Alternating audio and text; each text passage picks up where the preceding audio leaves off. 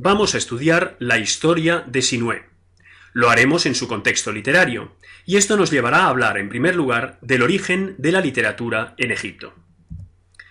Para ello deberemos empezar por definir qué entendemos por literatura, y en especial qué entendemos por literatura egipcia, puesto que debéis tener bien presente que no todo texto egipcio es un texto literario. Los textos de las pirámides, por ejemplo, no son textos literarios, son textos de carácter teológico. Dejando de lado los textos administrativos y cotidianos, a los cuales no vamos a referirnos aquí, los textos egipcios pueden dividirse en dos grandes categorías, a las cuales hemos hecho alusión ya en otro de los vídeos de esta misma lección. La primera de estas categorías es la de los textos referenciales, que son textos que aluden a las verdades objetivas del mundo, entendido como el referente externo al ser humano. Se trata de los textos religiosos, que en una cultura de discurso mítico-religioso como la egipcia, transmiten la verdad objetiva, como lo hacen los textos científicos en nuestra cultura de discurso lógico-racional. La segunda gran categoría de textos egipcios es la de los textos autorreferenciales, cuya razón de ser es el propio texto y la expresión del yo emisor, colocando al individuo y no la realidad exterior en el centro del discurso. Los textos autorreferenciales son los textos literarios por excelencia, que en Egipto pueden referirse a las expectativas que la sociedad pone en el individuo o a los anhelos, sentimientos y experiencias particulares del individuo mismo. El egiptólogo italiano Antonio Loprieno ha designado estas dos perspectivas literarias con los términos griegos de topos y mímesis, respectivamente la norma ideal y la experiencia o el anhelo individual. Otra de las características definidoras de los textos autorreferenciales es que son textos de autor, es decir, son textos detrás de los cuales hay un autor consciente de su obra, consciente de su creación, o bien consciente de la transmisión y reelaboración de una obra que existe precedentemente, aunque este autor no firme esta obra, puesto que la categoría del yo individual del autor es prácticamente inexistente en las culturas de discurso mítico-religioso como es la egipcia.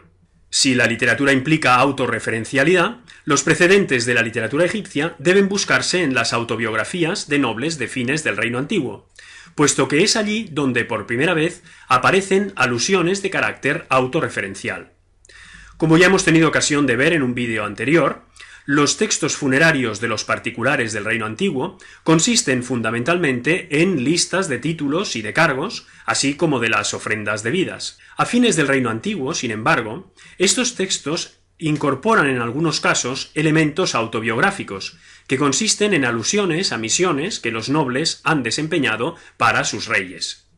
Una de las autobiografías más conocidas de finales del Reino Antiguo es la de Jerhuf, un alto oficial enterrado en la necrópolis de Kubet el Hawa, en Elefantina, que vivió bajo los reinados de Merenre y de Pepi II, a mediados y finales de la sexta dinastía. En su autobiografía, Jerhuf nos describe sus viajes al país de Yam, situado muy probablemente a la altura de la tercera catarata del Nilo, y también nos reproduce una carta que el rey Pepi II, entonces tan solo un niño, le envía de regreso de uno de estos viajes. En las fotografías de esta diapositiva podéis ver a la izquierda parte de la necrópolis de Kubet el Hawa, con la tumba de Jerhuf situada justo en el centro de la imagen, y a la derecha el texto de la carta del rey, esculpido en la fachada de la tumba a la derecha del portal de entrada. Leamos las partes más significativas de la carta del rey de la autobiografía de Jerhuf. Los elementos autorreferenciales de este texto son bien evidentes, como tendréis ocasión de ver. Se ha tomado buena nota de esta carta tuya que has enviado al rey, a palacio, para hacer saber que has vuelto sano y salvo de Yam con la tropa que estaba contigo. Has dicho en esta carta tuya que has traído todo tipo de grandes y hermosos dones. Has dicho en esta carta tuya que has traído un pigmeo de danzas divinas de la tierra de los habitantes del horizonte, como el pigmeo que el portador del sello del dios Baurded trajo de Punt en tiempos del rey Isesi. Punt es muy probablemente un país situado en las costas de las actuales Eritrea, Etiopía o Somalia, e Isesi es un rey de la quinta dinastía. Dirígete hacia el norte, a palacio, apresúrate y trae contigo a este pigmeo. Cuando el pigmeo viaje contigo en la barca, nombra a personas responsables que estén junto a él en cubierta para evitar que se caiga al agua. Cuando duerma, de noche, nombra a personas responsables que duerman junto a él, en su tienda, e inspecciónalo 10 veces cada noche. Mi Majestad desea ver este pigmeo más que los dones del Sinaí y de Punt. Si llegas a palacio con este pigmeo contigo, vivo, fuerte y sano, mi Majestad hará por ti algo más grande que lo que se hizo por el portador del sello del dios Baurded en tiempos de Isesi. Tal es el deseo de mi Majestad de ver a este pigmeo. No hay que olvidar que el rey es tan solo un niño de pocos años. Las autobiografías de finales del reino antiguo constituyen, pues, el precedente de la literatura egipcia. Esta aparece a lo largo del primer período intermedio y, sobre todo, a comienzos del Reino Medio. Podríamos preguntarnos por qué la literatura egipcia aparece precisamente en este momento. La razón tiene que ver con las profundas diferencias culturales que hay entre el Reino Antiguo y las etapas inmediatamente sucesivas. Las certezas culturales de las élites del Reino Antiguo desaparecen con los acontecimientos del primer período intermedio, y esto da lugar a una nueva necesidad de expresión de lo particular. Sea como fuere, la literatura egipcia presenta desde el comienzo dos grandes categorías de textos.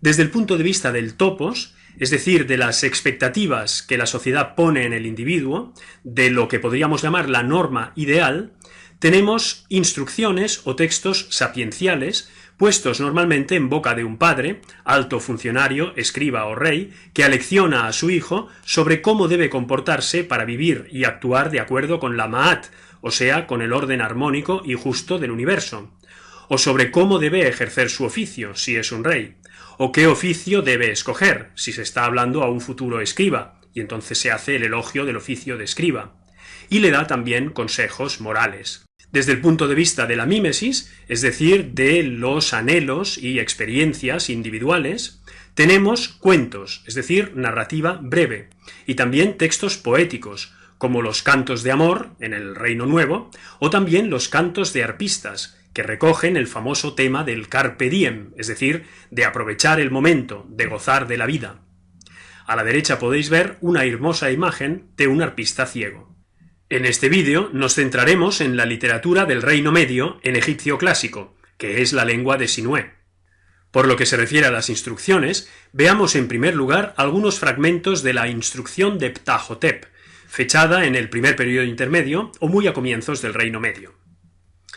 No seas arrogante a causa de tu saber, dice Ptahhotep, sino consulta tanto al hombre sin formación como al sabio, ya que nunca se alcanza la totalidad del saber, y nunca un artesano domina plenamente su arte. La buena palabra está más oculta que la malaquita, pero a veces se la encuentra entre las sirvientas de los molinos. Si te encuentras como adversario en el debate a un hombre revestido de autoridad y superior a ti, baja el brazo y dobla la espalda. Si no estás de acuerdo con él no se plegará a tu parecer. Haz poco caso del que habla de manera impertinente, y no te opongas a él cuando esté en acción. Será tachado de ignorante en cuanto tu autocontrol haya igualado su impertinencia. Si te encuentras como adversario en el debate a un hombre igual a ti, de tu mismo nivel, que tu virtud sea superior a la suya por medio del silencio si habla con malicia. Los oyentes hablarán mucho de ello, y te harás un buen nombre entre los magistrados. Si te encuentras como adversario en el debate a un hombre modesto, que no es igual a ti, no seas agresivo con él en proporción con su humildad. Déjalo, él mismo se convencerá de su error. Un tono más desenfadado tiene la instrucción de Geti a su hijo Pepi, o sátira de los oficios, fechada en el Reino Medio, pero transmitida a través de diversas copias del Reino Nuevo. En ella, un padre, Geti, lleva a su hijo Pepi a la escuela de escribas de la corte, y por el camino le instruye en las bondades del oficio de escriba.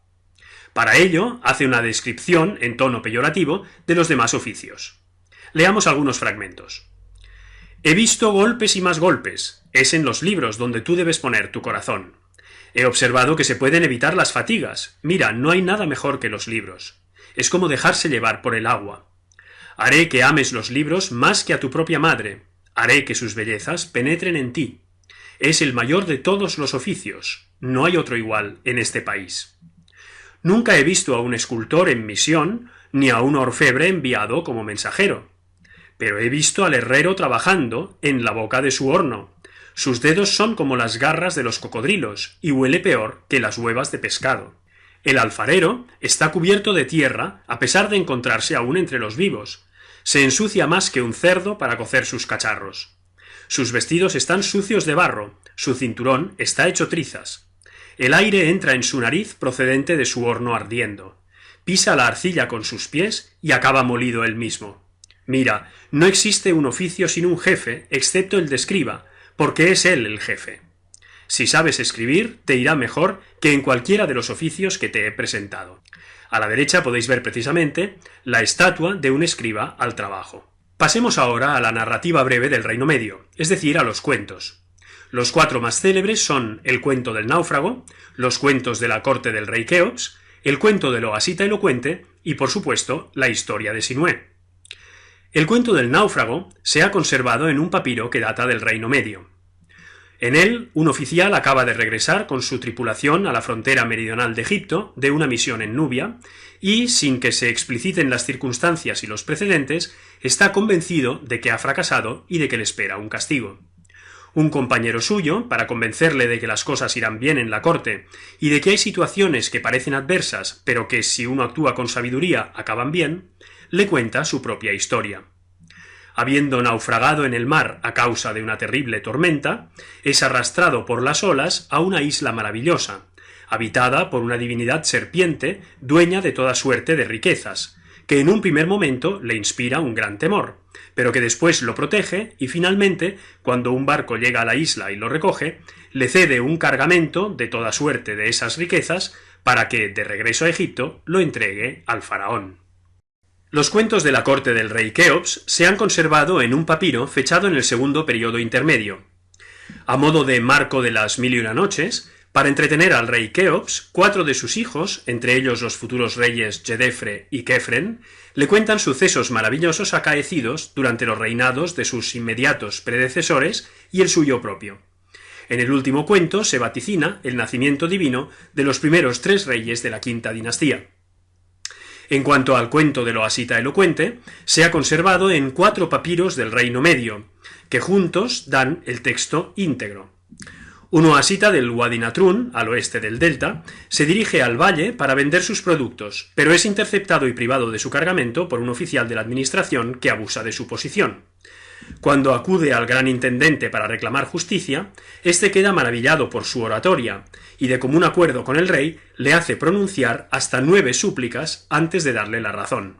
Y centrémonos ya en la historia de Sinué, como hemos dicho, el gran clásico de la literatura egipcia de todas las épocas. Por lo que se refiere a la tradición manuscrita, esta es mucho más rica que la de los cuentos anteriores.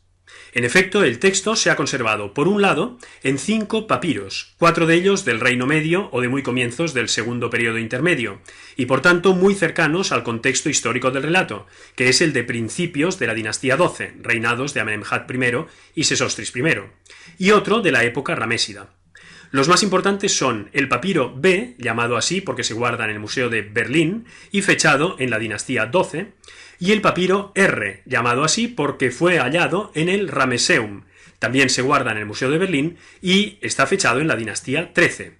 Entre los dos recogen el texto íntegro. Por otro lado, el texto se ha conservado también en 25 óstraca, la mayoría de los cuales recogen pasajes sueltos. Pero uno de ellos, el Ostracon del Ashmolean Museum de Oxford, recoge el texto casi completo, aunque con muchas imperfecciones debido a que se trata de un ejercicio de escriba. Está fechado en la época ramésida. Como puede verse, pues, el Sinué es un texto clásico y escolar por excelencia, que era muy apreciado por los amantes de la literatura y era además copiado en las escuelas de escribas, no solamente durante el Reino Medio, sino también a lo largo de todo el Reino Nuevo. En esta diapositiva tenéis un fragmento del papiro B. Si os fijáis, el texto está dispuesto tanto en columnas, a la derecha, como en líneas horizontales, a la izquierda, y está en escritura hierática, como corresponde a un texto literario. En concreto, en este fragmento tenéis las columnas líneas que van de la 171 a la 192. En esta otra diapositiva podéis ver a la izquierda el recto y el verso del Ostracon del Sinué del Ashmolean Museum de Oxford. El texto está dispuesto en líneas horizontales y también, por supuesto, en escritura hierática. A la derecha podéis ver un detalle del mismo. En cuanto a la fecha de composición del Sinué, como ya hemos dicho, el contexto histórico de la obra es el de comienzos de la dinastía XII, y el manuscrito más antiguo data de la misma dinastía XII, de manera que la obra fue compuesta evidentemente a lo largo de esta dinastía. Hoy se piensa que en concreto durante el reinado de Sesostris I. Sobre el Sinué como clásico, además de lo que ya hemos dicho, hay otros dos factores que nos lo muestran como tal. Uno es el de las citas literales y el otro es el de las bibliotecas literarias funerarias. En efecto, algunas frases o expresiones del Sinué son copiadas literalmente en textos posteriores tanto del Reino Nuevo como de la misma Baja Época, lo cual demuestra que es un texto conocido y apreciado. Y en cuanto a las bibliotecas literarias funerarias, debéis saber que el papiro R fue hallado en una tumba bajo los almacenes del Ramesseum, que es, como todos sabéis, el templo funerario de Ramsés II, en una caja que contenía diversos papiros, entre ellos papiros literarios, con el que contenía el texto del Sinué. Una procedencia parecida tiene muy probablemente el papiro B, aunque en este caso no podemos afirmarlo, porque su origen específico es desconocido. Todo esto demuestra que en el antiguo Egipto hubo auténticos amantes de la literatura que se enterraron con las bibliotecas que en vida habían podido reunir, y demuestra también que el Sinué fue un texto muy apreciado por estos lectores. En cuanto a la lengua y a la escritura del Sinué, todos los manuscritos, tanto los del Reino Medio como los del Reino Nuevo, están redactados en lengua egipcia clásica y en escritura hierática, como ya hemos tenido ocasión de ver. Para terminar, conozcamos el argumento de la historia de Sinué. Sinué, que cuenta su historia en primera persona, es un miembro de la guardia del harén real que se siente forzado a abandonar Egipto en el contexto de las tensiones sucesorias que se producen entre la muerte del rey Amenemhat I y la subida al trono de su hijo Sesostris I, y se refugia en Palestina. Allí se convierte en yerno y hombre de confianza del jeque del país de Rechenu Superior, en el Alto Líbano, Amunenshi, quien lo pone al frente de una de sus tribus y al mando de todas sus tropas. El prestigio y la riqueza de Sinué no dejan de aumentar, sobre todo después de que éste vence en singular combate a un poderoso guerrero que previamente lo ha desafiado, celoso de su condición de favorito del jeque. Cuando ha alcanzado todo el honor, la riqueza y el poder que su país de adopción puede ofrecerle, Sinué, añorado de Egipto, pide al faraón que le permita regresar a su tierra. El rey Sesostris no solo accede, sino que le insta a volver para morir en Egipto y ser enterrado como un egipcio. El relato termina con la audiencia real, la reinstalación de Sinué en la corte como allegado regio y los preparativos de su tumba y de su funeral. En el material complementario de esta lección tenéis un resumen más amplio del relato con la traducción de algunos pasajes completos. A él os remito, por tanto. Sobre la literatura y los textos literarios egipcios y sobre la historia de Sinué podéis consultar estas referencias bibliográficas y webgráficas.